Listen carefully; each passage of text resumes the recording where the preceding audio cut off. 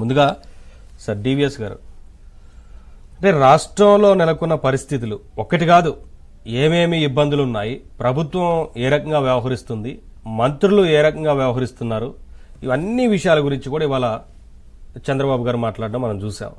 So ఒక్క అంశాన్ని కూడా వదలలేదు. అంటే పరిశ్రమల దగ్గర నుంచి, చిన్న స్థాయి పరిశ్రమల దగ్గర నుంచి మొన్నొచ్చిన తుఫాను ఎఫెక్ట్ విషయంలో ప్రభుత్వం ఏ రకంగా ఫెయిల్ అయింది, రైతులకు అందించాల్సిన సౌకర్యాలు అంటే రైతులకు అందించాల్సిన కనీస విషయాల విషయంలో, భరోసాగా నిలవాల్సిన విషయంలో ఎక్కడ కూడా ప్రభుత్వం నిలబడలేకపోయింది. ఇట్లా అనేక రకాల విషయాల గురించి మాట్లాడారు. ఎట్లా చూడాలి?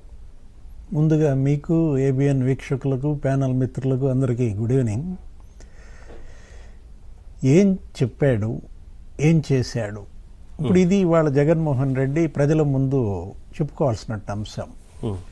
ఎందుకంటే తను పాదయాత్రలో కావచ్చు, ప్రతిపక్ష నాయకుడిగా ఉన్నప్పుడు ఈ రాష్ట్రానికి ఏం చేస్తానని చెప్పాడు, ఇప్పుడు ఈ 55 నెలల్లో ఏం చేశాడు అనేది ప్రజలు కళ్ళ ముందు కనపడతారు. దాన్ని చెప్పుకోలేని పరిస్థితుల్లో జగన్మోహన్ రెడ్డి ఉన్నాడు. ఇప్పుడు మాజీ ముఖ్యమంత్రి చంద్రబాబు నాయుడు చాలా రోజుల తర్వాత ఈరోజు ప్రెస్ మీట్ పెట్టారు. ఇదే ఫస్ట్ ప్రెస్ మీట్ ఆయన బయటకు వచ్చిన తర్వాత. ఆ ప్రెస్ మీట్లోనే స్పష్టంగా ఆయన చెప్పారు ఏంటి, ఈ రాష్ట్రం ఎంత నష్టపోతుంది. గతంలో కూడా ఆయన ప్రాజెక్టులపై యుద్ధబేరి ప్రకటించాడు. ఏ ప్రాజెక్టులు అయితే ఆయన భగీరథుడిలాగా తీసుకుని విభజన వల్ల జరిగిన నష్టం ఆంధ్రప్రదేశ్ మళ్ళీ బాగుపడాలంటే పోలవరం రావాలి, ఇక్కడ ప్రాజెక్టులన్నీ పూర్తి కావాలి, దీనికి లైఫ్ లైన్ పోలవరం అంటూ అహోరాత్రులు ఆయన చేశాడు. ఏంటి, ఒక పోలవరమే మనకు ఉదాహరణ. పోలవరం పట్ల జగన్మోహన్ రెడ్డి ఎలాంటి నిర్లక్ష్య వైఖరి తీసుకున్నాడు, ఆయన ఎలా చేశాడు అనేది తీసుకుంటే ఇప్పుడు ఈరోజు కూడా అదే. ఏది మీరు అన్నారు, విపత్తులలోనే నాయకత్వం అనేది బయటపడేది. ఆపదలో ఆదుకునేవాడే రక్షకుడు అంటాం మనం. ఎందుకంటే కళ్ళ ముందు కనపడుతోంది. తిత్లీ తుఫాన్లో, హుద్హుద్ తుఫాన్లో చంద్రబాబు ఎలా పనిచేశాడు, ఇప్పుడు ఈ మిగ్జామ్ ఈ తుఫాన్లో ఈయన జగన్మోహన్ రెడ్డి ఎలా పనిచేశాడు అనేది కళ్ళ ముందు ఆ బాధితులే చెప్తున్నారు కదా, వాళ్ళ ముందే ఉంది కదా మనకి.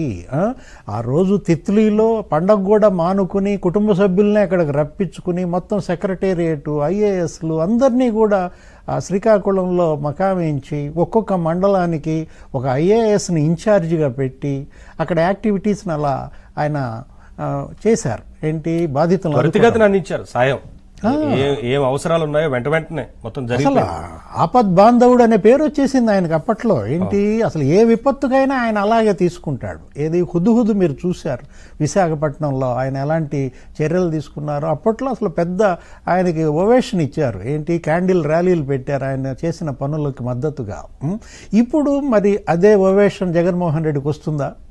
అదే గ్రాటిట్యూడ్ అక్కడ ప్రజలు జగన్మోహన్ రెడ్డికి ఇస్తారా? ఈ మిగ్జామ్ బాధితులంతా కూడా 26 లక్షల ఎకరాల్లో పంటలు దెబ్బతిన్నాయంట. 22 లక్షల ఎకరాల్లో అసలు పంటలే వేయలేదు. ఇది ఒకవైపు కరువు ఉంది, ఇంకోవైపు వరదలు వచ్చాయి.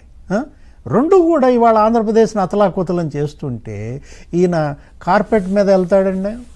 అదే కదా మాజీ ముఖ్యమంత్రి కూడా అన్నారు. ఏంటి, కార్పెట్లో పుట్టాడా, కార్పెట్ మీదే నడుస్తాడా అని అపహాస్యం చేశారు. ఏంటి, ఆలుగడ్డకిను ఎంత అబాస్పాలయ్యారండి. ఏది, నాకు ఒకటి గుర్తొస్తుంది. సంజయ్ గాంధీ చిన్నప్పుడు ఆయన జస్ట్ యంగ్గా ఉన్నప్పుడు గుంటూరు వచ్చాడు ఒకసారి. ఇట్లాగే ఇందిరాగాంధీ కొడుకు చనిపోయిన ఆయన చేబ్రోల హనుమయ్య గుంటూరులో యువరాజుకు చాలా స్వాగతం చెప్తాడు.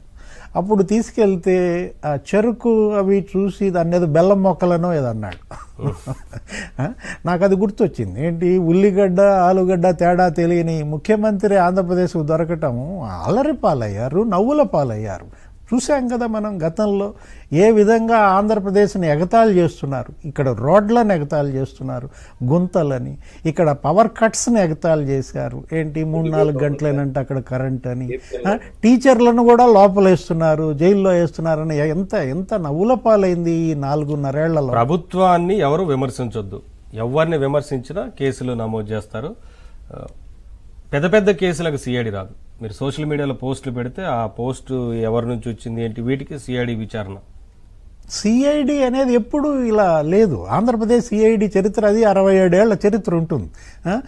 సిఐడి ఇంటెలిజెన్స్ అనేది వాళ్ళు ఎప్పుడు అసలు ఏ విధంగానూ ఇలా లేదు. ఇంతగా సిఐడి అనేది అబాసుపాలు అవ్వటం, అల్లరవ్వటం, 10 మందిలో దోషిగా నిలబడటం మొదటిసారి చూస్తున్నాం.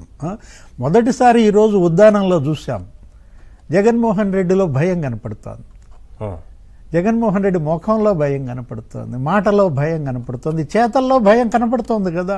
ఎందుకు వచ్చిందంటారు సడన్ గా? చేతల్లో భయం మనకి 11 మంది ఇన్ఛార్జీలు మార్చినప్పుడే మనకు కనపడుతోంది. ఏంటి అటు ఇటు మార్చటం ఎమ్మెల్యేలని, ఇలా స్పష్టంగా కనపడుతోంది. తను చేసినటువంటి తప్పులు, తను చేసినటువంటి పాపాలు ఇవాళ శాపాలై వెంటబడుతున్నాయి. ఏది ఒక అద్భుతమైన అవకాశాన్ని దుర్వినియోగం చేసుకున్నాడండి. రాజశేఖర్ రెడ్డికి వచ్చింది ఈ అవకాశం, అతను సద్వినియోగం చేసుకున్నాడు, దేవుడైపోయాడు. ఒక సెక్షన్ ఆఫ్ పీపుల్ అతని దేవుళ్ళ కొలుస్తున్నారు. ఎందుకని? అతని వల్ల బెనిఫిట్ పొందారు ఆ సెక్షన్ పీపుల్ అంతా కూడా. నిన్ను దెయ్యంలాగా చూస్తున్నారు.